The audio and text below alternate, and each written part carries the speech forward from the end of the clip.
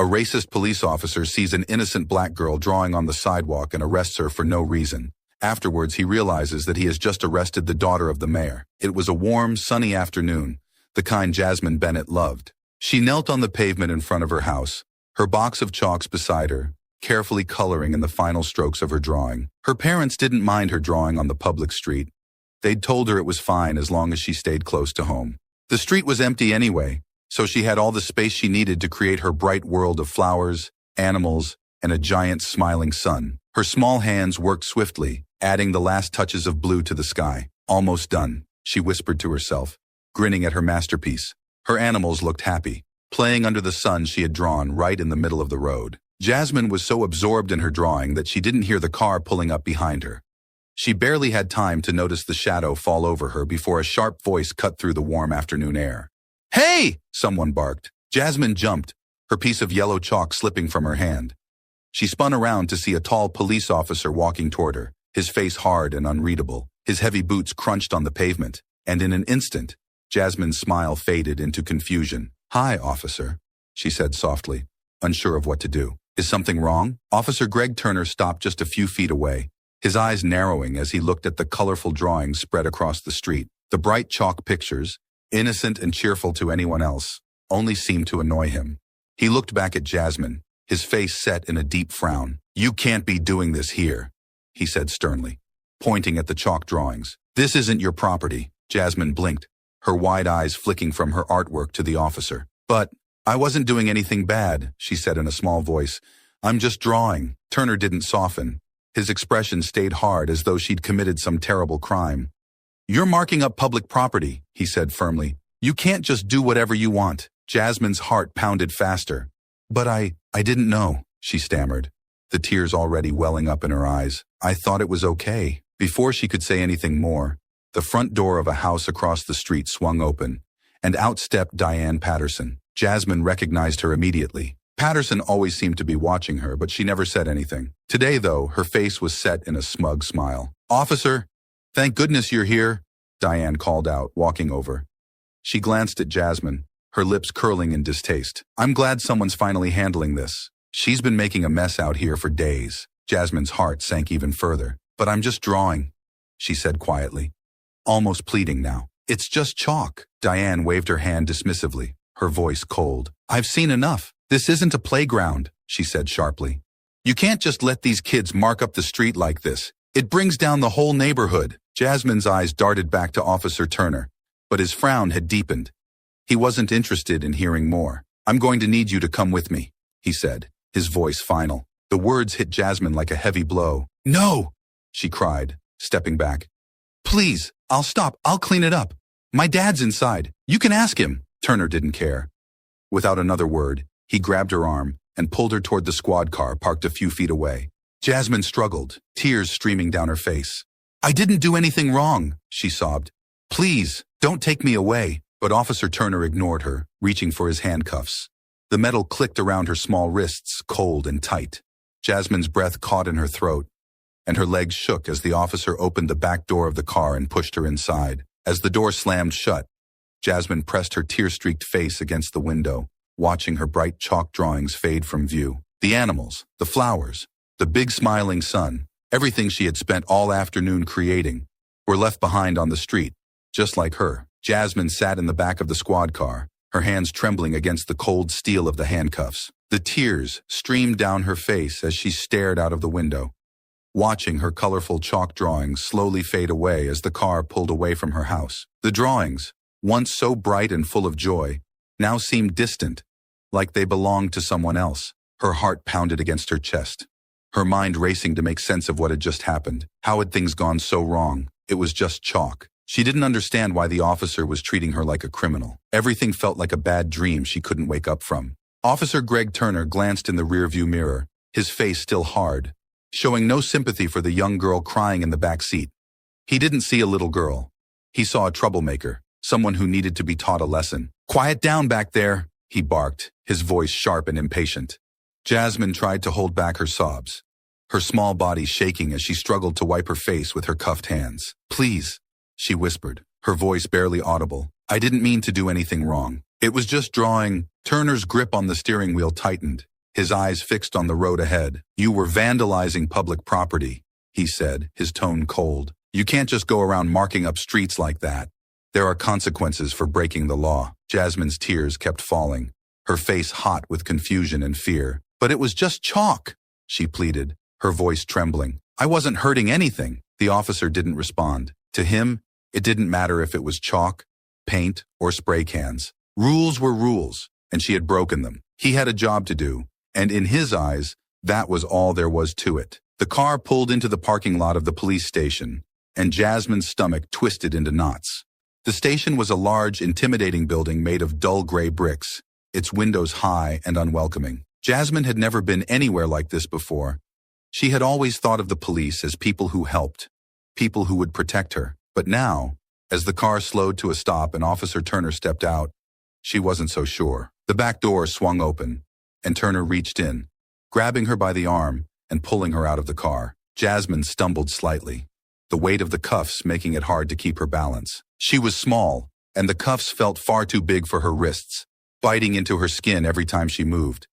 The officer led her into the station, his grip firm and unrelenting. The fluorescent lights inside the station were harsh, casting long shadows against the walls. Jasmine looked around, her wide eyes taking in the unfamiliar surroundings. Everything felt cold, emotionless. Turner marched her down a long hallway, his footsteps echoing off the walls. We're going to process you for vandalism, he said flatly, as if this was the most routine thing in the world.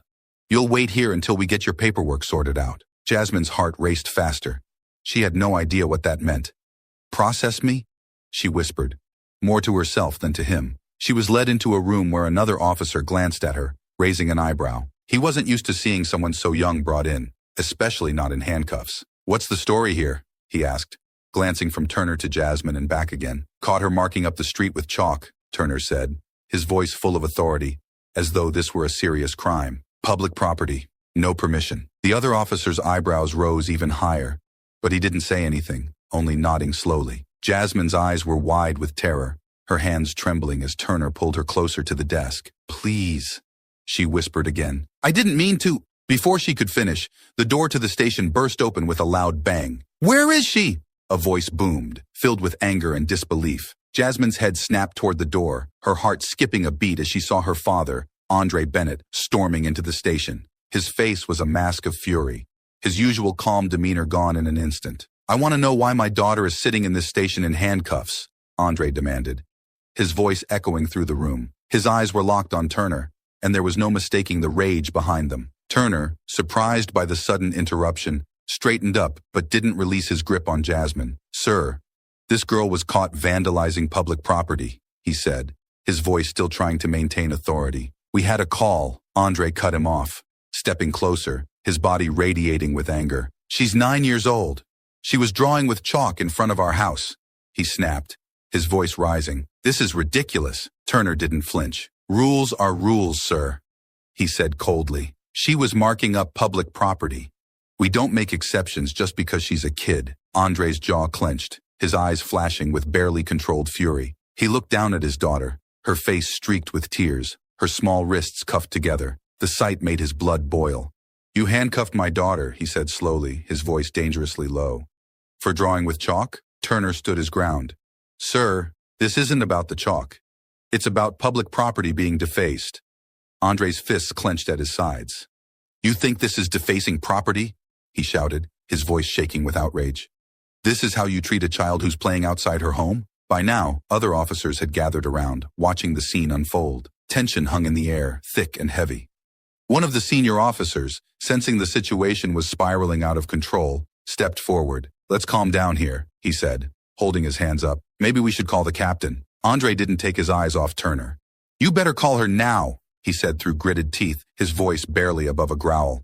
Before I do. The tension in the police station was thick, almost suffocating. Andre Bennett stood tall, his fists clenched at his sides as he glared at Officer Turner. Jasmine, her small frame trembling, clung to her father's leg, her tear-streaked face filled with confusion and fear. Other officers lingered nearby, exchanging uneasy glances, unsure of how to handle the situation spiraling out of control. I want these cuffs off my daughter, Andre demanded, his voice low and controlled, though the rage simmering beneath his words was unmistakable. Now, Officer Greg Turner stood firm, his expression hard, determined to maintain control of the situation. He wasn't backing down. "Sir, as I said before, your daughter was vandalizing public property," he replied, his tone rigid. "We follow the rules here, and that's what I'm doing." Andre took a step closer, his eyes narrowing.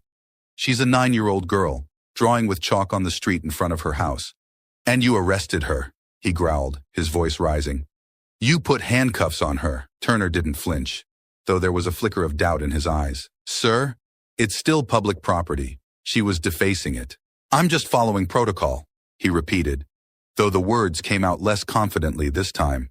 Before Andre could respond, the door at the back of the station swung open with force, and in walked Police Captain Evelyn Moore. She was a tall, no-nonsense woman with years of experience, and her eyes immediately scanned the room, taking in the scene in front of her. She had been alerted to the situation by another officer, and she wasn't pleased with what she saw. As Captain Moore approached, her gaze fell on Andre. Her eyes widened slightly, a look of recognition flashing across her face. This wasn't just an angry parent. This was Andre Bennett, the mayor. Her pace quickened, and she moved directly toward them, her posture stiffening with a mix of professionalism and urgency. "What's going on here?" Captain Moore asked, her voice sharp as she shot a look at Turner, who instantly straightened under her scrutiny. "Captain, I was handling a report of vandalism," Turner began, trying to maintain his composure. "This girl was drawing on the street with chalk, public property.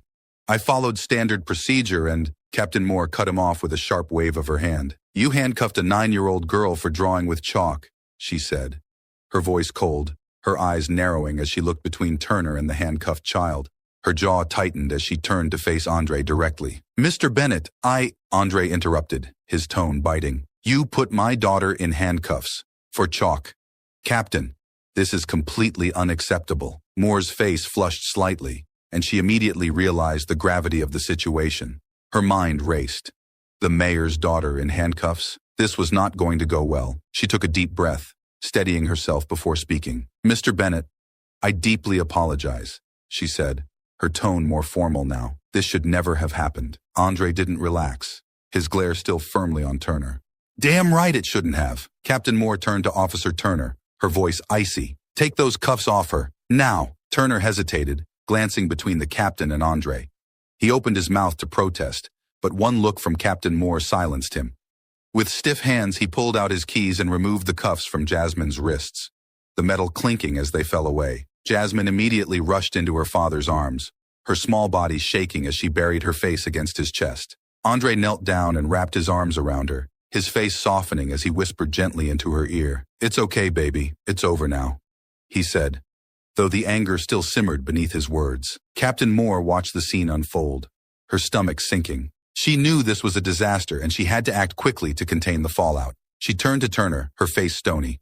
"Officer Turner, step outside, now." Turner's jaw clenched, and for a moment, it looked like he was going to argue. But something in the captain's expression warned him against it. Without a word, he turned on his heel and left the room, his posture stiff with frustration. Once Turner was gone, Captain Moore faced Andre and Jasmine again, her tone softer but still filled with urgency. "Mr. Bennett, again, I deeply apologize for what's happened here," she said carefully. "This was handled poorly, and I will personally see to it that there are consequences for Officer Turner's actions." Andre stood, still holding Jasmine close, his eyes cold as he regarded the captain. "This is more than just a mistake," he said, his voice low. "This is about how this department handles situations like this. And if things don't change, I will make sure everyone knows what happened here today." Captain Moore didn't flinch under his gaze, but she nodded solemnly. "I understand, sir. I will handle this internally, and I will ensure that changes are made." Andre didn't respond immediately. Instead, he looked down at Jasmine, gently brushing a tear from her cheek. "We're leaving," he said firmly, his eyes returning to Captain Moore. "But this isn't over." Captain Moore nodded once more, understanding the weight of his words. "Thank you for your patience, Mr. Bennett," she said quietly. "I will be in contact with you about how we move forward." Without another word, Andre turned and led Jasmine out of the station, holding her close as they stepped into the cool afternoon air. Jasmine sniffled softly, looking up at her father with wide, tear-filled eyes. "Daddy," she whispered, her voice small and uncertain. "Why did they arrest me?" I wasn't doing anything wrong. Andre's heart ached at her question, and he knelt down in front of her, his large hands gently resting on her shoulders. You didn't do anything wrong, baby, he said softly, his voice thick with emotion. Sometimes, people just don't see things the way they should. Jasmine blinked, her innocent face still full of confusion. But it was just chalk, she whispered. Andre smiled sadly, brushing a stray curl away from her face. I know, sweetheart. I know. As they walked back to the car, Jasmine held tight to her father's hand. The battle for justice would come next. But for now, Andre focused on what mattered most, getting his daughter home, safe in his arms. The sun hung lower in the sky now, casting long shadows across the street as Andre and Jasmine made their way to Diane Patterson's house. Andre's jaw was tight, his stride purposeful. Jasmine clung to his hand, her small frame still trembling from the day's events. She had been quiet since they left the police station. But now, as they neared the neighbor's house, her eyes darted nervously toward her father, sensing the anger radiating from him. Daddy, she whispered softly, why are we going to Mrs. Patterson's house? Andre's voice was calm, but his anger was simmering just below the surface. We need to talk to her, Jasmine, he said, his eyes fixed on the front door ahead. She's the one who called the police. Jasmine's grip tightened on her father's hand, her heart pounding in her chest. But why would she call them? I wasn't doing anything wrong. I was just drawing. Andre stopped walking for a moment and knelt down to her level, looking into her tear-filled eyes. I know, baby, he said softly, gently cupping her face in his hands. You didn't do anything wrong, but sometimes people don't see things the way they should. And that's why we need to talk to her. Jasmine sniffled, wiping her nose with the back of her hand. I was just drawing animals and flowers, Daddy, she said, her voice breaking slightly. And then the policeman came. He yelled at me and told me to stop, but I didn't know why. I tried to tell him that I wasn't hurting anything, but he wouldn't listen. And then he put handcuffs on me. Hearing those words from his daughter made Andre's chest tighten with a fresh wave of anger. He took a deep breath, trying to stay calm for Jasmine's sake. I know, sweetheart, he said, his voice shaking slightly. And I'm so sorry you had to go through that. Jasmine hesitated for a moment, then asked quietly, how did you know I was at the police station? Andre's face softened as he thought back to the moment he got the call. When the police arrested you, one of the officers called me. As soon as I found out, I went straight there, he said, his voice filled with emotion. I couldn't believe they had done that to you. Jasmine's lip quivered and she whispered, I was so scared, Daddy. I didn't know what was going to happen. Andre pulled her into a hug, holding her tight. I know, baby, but I came as soon as I knew, and I won't let anything like this happen to you again. After a moment, they pulled away from each other and Andre stood up, his expression hardening once more. Now, he said, we need to make sure Mrs. Patterson understands what she did. They continued walking toward Diane's house, and when they reached the porch, Andre knocked firmly on the door. Jasmine stayed close to him, her small hand still wrapped around his. A moment later, the door opened, revealing Diane Patterson standing there with a look of surprise on her face. Mr. Bennett, Diane said, her voice tight. What brings you here? Andre's eyes narrowed, his voice calm but filled with barely contained anger. We need to talk, he said. About what happened today. Diane glanced down at Jasmine, and a brief flash of guilt crossed her face. She quickly composed herself, crossing her arms over her chest. I'm not sure what you're referring to. Andre took a step closer, his voice steady but firm.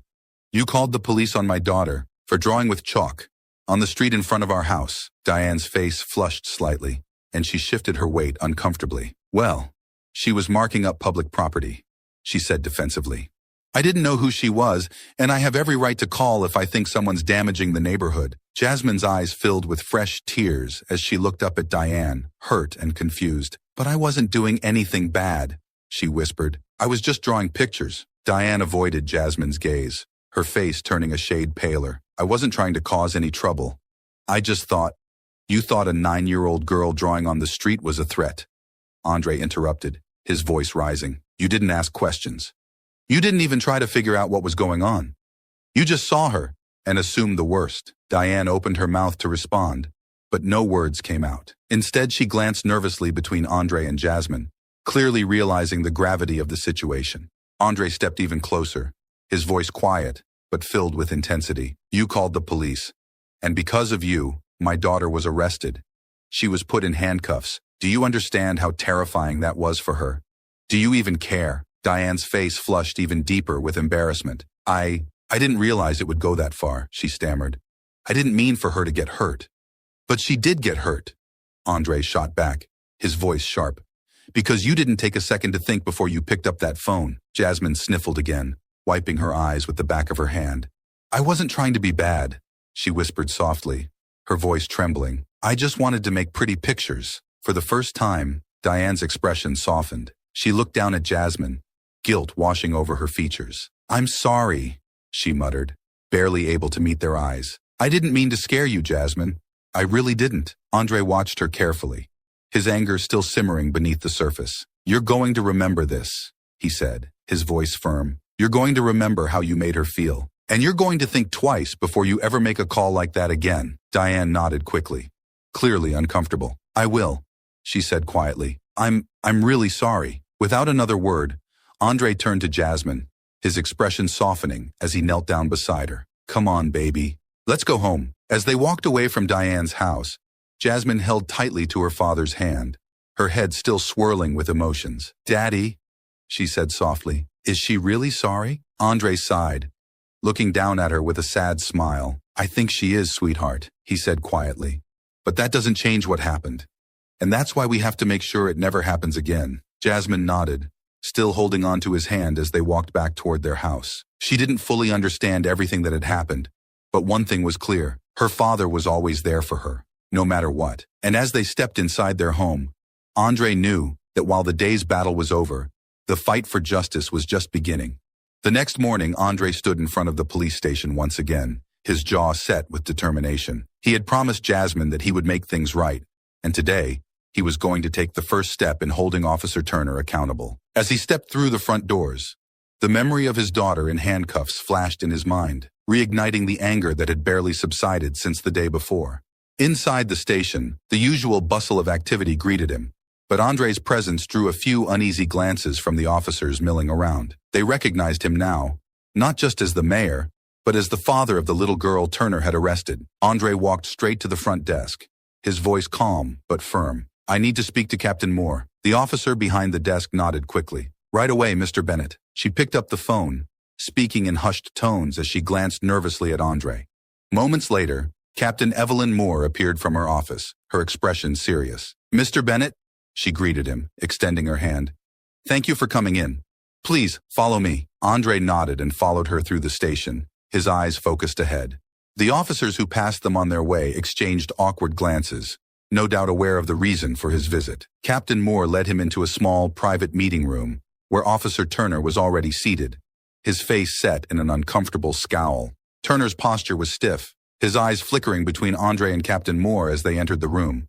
He clearly wasn't pleased to be here, but he knew he had no choice. The moment Andre stepped into the room, the atmosphere thickened with tension.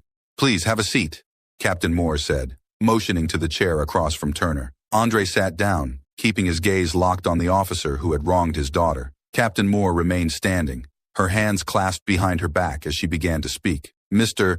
Bennett, I want to personally apologize again for what happened to your daughter yesterday, she said, her voice measured.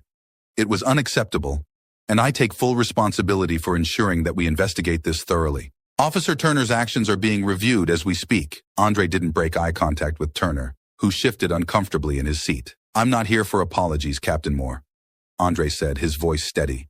I'm here to make sure that my daughter and no other child ever has to go through something like this again. Captain Moore nodded, clearly expecting this. I understand, and I agree with you. Officer Turner's conduct was inappropriate, and I'm working to ensure that proper measures are taken. Turner, who had remained silent until now, finally spoke up, his voice defensive. I was just following protocol, he said, though there was a clear edge of frustration in his tone. She was defacing public property, and I handled it the way I would handle any case of vandalism. Andre's eyes darkened, his voice dropping to a dangerous calm. You handcuffed a 9-year-old girl for drawing on the street with chalk, he said slowly. You didn't ask her any questions. You didn't speak to me or anyone else before you decided to treat her like a criminal? And you're telling me that's protocol? Turner's mouth twitched slightly, but he didn't respond. Captain Moore, sensing the escalating tension, stepped in. Officer Turner, she said sharply, this isn't just about protocol. This is about how you chose to handle the situation. A situation involving a child. Turner leaned forward, his voice rising slightly. I didn't know she was the mayor's daughter at the time. he muttered, clearly irritated. I was just trying to do my job. Andre's eyes flashed with anger, but he remained calm. It doesn't matter who she is. Whether she's the mayor's daughter or not, she's a child. And you failed to see that. All you saw was someone you assumed was doing something wrong. There was a heavy silence in the room as Turner stared down at the table, unwilling to meet Andre's gaze. Captain Moore took a deep breath before speaking again. Officer Turner has been suspended pending the outcome of our internal investigation, she explained, her tone formal. But, Mr. Bennett, I understand that this goes beyond just one officer's actions. We're committed to addressing the larger issues at play here. We're reviewing our training and procedures to ensure that nothing like this happens again. Andre leaned back slightly in his chair, his eyes still focused on Turner. That's a start, he said slowly. But it's not enough. Captain Moore's expression remained serious. I understand. What would you like to see happen, Mr. Bennett? Andre paused for a moment, considering his words carefully. First, I want to see Officer Turner fired, he said, his voice firm but calm. Someone who reacts the way he did, without any thought for the person in front of him, has no place in this community, especially not in law enforcement. Turner's face tightened, but he remained silent, clearly realizing he wasn't going to win this argument. And second, Andre continued, I want real reforms in this department, better training on how to deal with children, on how to handle situations with care and understanding. This isn't just about my daughter. It's about making sure this doesn't happen to anyone else. Captain Moore nodded solemnly. I hear you, Mr. Bennett. I can't make any promises right now, but I will take your concerns seriously. We're committed to making changes, and your input is invaluable in that process. Andre stood up, his eyes locking onto Turner one last time. I expect to see action, he said firmly. This can't just be swept under the rug. Turner glanced up at him, his face tight with frustration, but he didn't say a word. Captain Moore stepped forward, extending her hand. Thank you for coming in, Mr. Bennett. I assure you, this matter will be handled. Andre shook her hand, his expression still hard. I'll be watching, he said simply, before turning to leave the room. As he walked out of the station, the weight of the day's events pressed heavily on his shoulders. He knew this wasn't the end of the fight, but it was a step toward justice. He had promised Jasmine that he would make things right, and he wasn't about to stop now. A few weeks had passed since the tense meeting at the police station, but Andre hadn't slowed down. He had kept up the pressure, making sure Captain Moore and the department knew he wasn't going to let Officer Turner's suspension be the end of it. He had spoken with local leaders, attended community meetings, and ensured that what happened to Jasmine remained a topic that couldn't be ignored. Today, Andre was sitting with Jasmine on the front porch, ready to explain what had happened since that awful day. She had been quiet, still processing everything, but Andre knew she deserved to know the truth, even if it was hard. Jasmine sat on the steps, her legs swinging back and forth as she doodled small shapes in her notebook. The weather was warmer now, with the sun beaming down on their quiet street. Andre watched her for a moment, gathering his thoughts before sitting beside her. Hey, sweetheart, he said softly, placing a hand on her shoulder. Jasmine looked up, a small smile on her face. Hi, Daddy, she said, though her voice had a hint of uncertainty. She hesitated for a moment before asking, Did you go back to the police station again? Andre nodded, his expression serious. Yes, I did, he said gently. We've been talking a lot about what happened, about Officer Turner and how they handled everything. Jasmine looked down at her notebook, tracing the lines with her pencil. Is he still working there? She asked, her voice quiet. Andre sighed, knowing the question was coming. No, he's not, he said. He's been suspended. That means he's not working right now while they investigate what happened. Jasmine's eyes widened slightly, and she looked up at her father. So, he's in trouble? She asked, her voice tinged with a mix of curiosity and uncertainty. Andre nodded. Yes, he is. What he did was wrong, and they're figuring out what to do about it. He's not allowed to go back to work until they finish looking into everything. Jasmine seemed to absorb his words carefully, her small brow furrowed in thought. Will he ever come back? She asked softly. Andre leaned forward, looking directly into her eyes. That's what I'm working to make sure of, he said firmly. I don't want him to come back. He shouldn't be a police officer after what he did to you. Jasmine was quiet for a moment, processing everything. Then she looked down at her hands, her voice small. I'm glad he's not working right now, she whispered. He scared me, Daddy. I don't want him to scare anyone else. Andre's heart ached hearing her say that. He reached out, gently stroking her hair. I know, baby. And that's why I've been talking to the police, to make sure this doesn't happen to anyone else. They're looking at how things were handled, and they're going to make changes. Jasmine glanced up at him, her eyes filled with curiosity. What kind of changes? She asked. Andre smiled gently, trying to keep things simple. They're going to make sure that police officers are trained better, especially when it comes to handling situations with kids, he explained. They're going to learn how to talk to people instead of just jumping to conclusions. That way, what happened to you won't happen again. Jasmine bit her lip, still thinking. Is it going to work, Daddy? She asked hesitantly. Andre nodded, though he knew it wouldn't be an easy or quick fix. It's a start, he said. It's going to take time, but by pushing for these changes, we're making sure they learn how to do better. It's important that we keep speaking up, like we've been doing. Jasmine looked back down at her notebook, her fingers tracing the drawings she had made earlier. I hope they listen, she said quietly. Because what he did was really mean. Andre nodded, his heart heavy. I hope they do too, sweetheart. And I'm going to keep making sure they do. For a moment, they sat together in silence, the sun warming their skin. Andre could see that Jasmine was still carrying some of the weight of what happened. But there was also a quiet strength in her. She had gone through something terrible, but she was still his bright, resilient daughter. Jasmine broke the silence first. Daddy?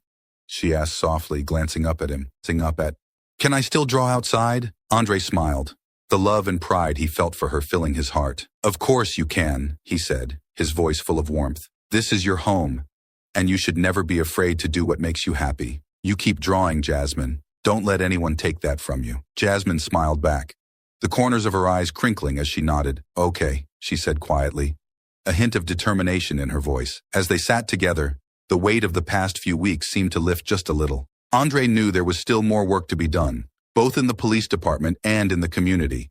But for now, they could take comfort in the progress they had made. He had fought for his daughter, and he wasn't going to stop until justice was fully served. Jasmine picked up her chalk from beside the porch, her small fingers gripping it tightly. I think I'm going to draw a big rainbow today, she said with a grin. Andre chuckled softly, nodding. That sounds like a great idea. Make it as big and bright as you can. Jasmine giggled and ran down to the sidewalk, where she began drawing the outline of a massive rainbow, her hands working quickly as bright colors filled the pavement. As Andre watched her, a sense of peace settled over him. He had kept his promise to his daughter, and though the fight wasn't over, today was a victory. Jasmine was outside again, drawing with chalk, fearless, joyful, and free. And this time, as she created her masterpiece, there was no officer coming to stop her. Only the bright colors of her imagination stretching across the street, filling the space with life once again. A few more weeks had passed, and though Officer Turner was still suspended, Andre knew his work wasn't over. The investigation was dragging on, and there was still no final word on whether Turner would be permanently removed from the force. The community had rallied behind Andre, but he wasn't willing to take any chances. He needed to make sure that the department followed through on its promises, not just for Jasmine's sake, but for every child who could face the same treatment. Andre had one more meeting at the police station scheduled today, this time with the police chief and Captain Moore. He knew this meeting would be crucial, the final push to ensure that Turner's suspension turned into something permanent, and that the changes the department had promised weren't just words on paper. As Andre arrived at the station, the air felt different. There was an anticipation in the air, as if the weight of everything that had happened was finally coming to a head. He walked in with a calm determination, greeted by respectful nods from officers who now recognized the gravity of the situation. He wasn't just the mayor, he was a father who had fought relentlessly for his daughter's justice. Captain Moore met him at the front and led him to the chief's office. The police chief, an older man with graying hair and a thoughtful expression, sat behind his desk, waiting as Andre entered. Captain Moore stood by his side, her face serious as ever. Mr. Bennett, the chief greeted him, gesturing to the seat across from him. Thank you for meeting with us again. I know this process has taken longer than expected. Andre sat down, his eyes steady as he looked at both of them. It has, he agreed. But I'm here because I need to know that something real is going to come from this. The chief nodded, leaning forward slightly. I understand, he said. I want to assure you that Officer Turner's actions were thoroughly reviewed. We've concluded that his behavior was not in line with our standards, and as of today, I've made the decision to recommend his permanent dismissal from the department. Andre's chest tightened for a moment, and he let out a slow breath. It was what he had been fighting for, what Jasmine deserved. So, he's going to be fired? Andre asked, his voice calm but firm, needing to hear it plainly. The chief nodded again. Yes, Turner will no longer serve as an officer in this department. His suspension will transition to termination. Andre sat back in his chair, feeling the tension that had been building for weeks finally release. "That's the right decision," he said simply, though the weight of those words meant everything to him. Captain Moore spoke up then, her tone thoughtful. "We've also made headway on the changes we discussed, Mr. Bennett," she said. "We've begun implementing new training protocols for all our officers, focusing on de-escalation and how to interact with children. We've also instituted new review processes for incidents like this to ensure that there's accountability from the start." Andre nodded, appreciating the effort. But he wasn't done yet. "That's good," he said, "but it's not enough just to change the way officers are trained. This department needs to build trust again, not just with my family, but with the whole community." The chief leaned forward, his expression thoughtful. "You're right. It's going to take time to repair the damage that was done. Not just to your daughter, but to the trust between this department and the community. I'd like to involve you in those efforts, Mr. Bennett." Andre raised an eyebrow, interested in where this was going. "What do you have in mind?" "We're planning to hold community meetings, forums where residents can speak directly with officers and voice their concerns," the chief explained. "We want to hear from people, and we want to be transparent about the changes we're making. Your involvement would help bridge that gap." Andre considered it. He had spent so much time fighting for justice that the idea of being part of the solution felt right. "I'll do it," he said. "But only if I see real, lasting change." "This isn't about putting a Band-Aid on the problem," the chief nodded solemnly. "Understood. We're committed to making this right," Captain Moore added. "Your presence will help hold us accountable, Mr. Bennett. It's one thing for the police to talk about reform, but it's another to have someone who has lived through this experience pushing us to keep our word." Andre couldn't help but feel a surge of pride. He had fought this battle for Jasmine, but now it was about more than just her. It was about making sure no other child had to face what she did. It was about building something better for their community. "I'll hold you to that," Andre said, his voice firm. "I'll work with you to make this right. But if I see any backtracking or half measures, I won't hesitate to speak out." The chief stood up, extending his hand. "We're looking forward to working with you." Andre shook his hand, his grip strong and sure. "So am I." Later that evening, Andre and Jasmine sat together on the porch again, the soft hum of the neighborhood around them. Jasmine was back to her chalk, drawing more flowers and rainbows on the sidewalk, her usual joy restored. It felt different now, lighter. The fear and uncertainty that had weighed so heavily on her seemed to have finally lifted. Jasmine looked up from her drawing, her eyes bright. "Daddy, are you still working with the police?" Andre nodded, smiling at her. "Yeah, baby. We're going to make sure things get better. Not just for us, but for everyone." Jasmine grinned, looking back at her drawing. "I'm glad. I don't want anyone else to feel scared like I did." Andre's heart swelled with pride. He knew there was still work to be done, but this moment, seeing his daughter happy and safe, felt like a victory. He had fought for her, and now they were building something better together. As Jasmine finished her rainbow, Andre knew that the road ahead wouldn't be easy. But for the first time in weeks, it felt like they were moving in the right direction, toward healing, justice, and real change. Months had passed since the day Officer Turner was officially dismissed from the police department. Andre had thrown himself into the work of reform, collaborating with the police and the community to ensure that real change took root. It hadn't been easy. Change never was. But slowly, the impact of his efforts was beginning to show. The community forums had been a huge success, with people from all walks of life coming forward to voice their experiences, concerns, and ideas for how to improve the relationship between the police and the neighborhoods they served. Andre had been there for every meeting, pushing for transparency and accountability at every turn. He had become a bridge between the people and the police, ensuring that the department stayed true to its promises of reform. Today, Andre and Jasmine were attending one of the final community events in a long series of reforms aimed at rebuilding trust. The event was held at a local park, where families had gathered to hear about the new policies the police department was implementing. Jasmine skipped beside her father, her spirits high, holding his hand as they walked. "Are we going to meet the police again?" Jasmine asked, her eyes bright with curiosity. Andre smiled down at her. "We are," he said, "but this time, it's going to be different. They're here to show the community the changes they've made. Things are going to be better now, Jasmine." Jasmine nodded thoughtfully, her grip on his hand tightening. "Good," she said simply. "I don't want any more kids to be scared." Andre's heart warmed at her words. Jasmine's resilience had inspired him every day since the incident, and knowing that she felt safer now made all the hard work worth it. As they reached the park, they were greeted by Captain Moore, who was overseeing the event. Her demeanor had shifted since that first tense meeting. Now she looked less like an enforcer and more like a partner in the effort to rebuild the community's trust. She smiled warmly as Andre and Jasmine approached. "Mr. Bennett, Jasmine," she greeted them. "I'm glad you could make it." Jasmine gave a small smile, hiding behind her father just a bit. Andre nodded to Captain Moore. "We wouldn't miss it. I hear the department's got some big updates to share today." Captain Moore's face brightened. "Yes, we've been working hard on the reforms. We've implemented new training programs across the entire force, focusing on de-escalation, cultural sensitivity, and interacting with youth. We've also launched a new community outreach initiative to build better relationships with the neighborhoods we serve." Andre smiled, appreciating the progress. "It's good to hear," he said. "But you know I'll keep making sure you follow through." Captain Moore chuckled lightly. "I wouldn't expect anything less," she said. "But honestly, this has been a learning process for all of us. I think we're moving in the right direction." As they continued to talk, other officers joined the event, mingling with the families who had gathered. This time, there was no tension in the air, just conversation, laughter, and a feeling of hope. The officers were approachable, taking time to speak with children and parents alike, answering questions, and explaining the changes that had been made to the way they operated. Jasmine watched the scene with curiosity. She had been cautious around police officers ever since her arrest, but today something felt different. She tugged on her father's sleeve, looking up at him. "Daddy, can I go talk to them?" Andre hesitated for a moment, then smiled. "Of course, baby.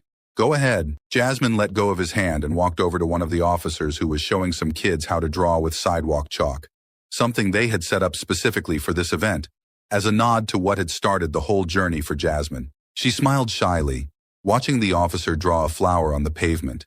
The officer, noticing her interest, smiled warmly. "Want to give it a try?" he asked, holding out a piece of blue chalk. Jasmine hesitated, glancing back at her father, who gave her an encouraging nod. Slowly, she took the chalk from the officer's hand and knelt down beside him, carefully adding her own drawing to the pavement. Soon, other children joined in, creating a colorful mural that spread across the walkway. The officer knelt beside them, laughing and offering tips on their drawings. Andre watched from a distance, his heart swelling with pride. This was the world he wanted for his daughter, one where she could be herself, safe, and free to express her creativity without fear.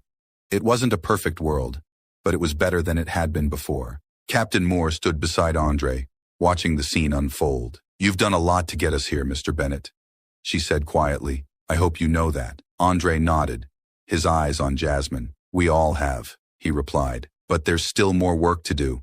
This isn't the end." Captain Moore smiled. "No, it's not," she agreed.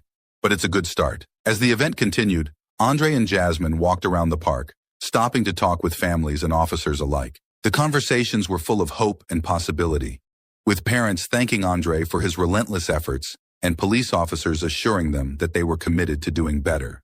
Later that day, as the sun began to set, Jasmine and Andre sat on a bench together, watching the colors fade from the sky. Jasmine rested her head on her father's shoulder, a peaceful smile on her face. "Daddy," she said softly, "I think everything's going to be okay now." Andre smiled, wrapping his arm around her shoulders. "Yeah, baby," he said, his voice full of warmth. "I think you're right. The fight for justice wasn't over.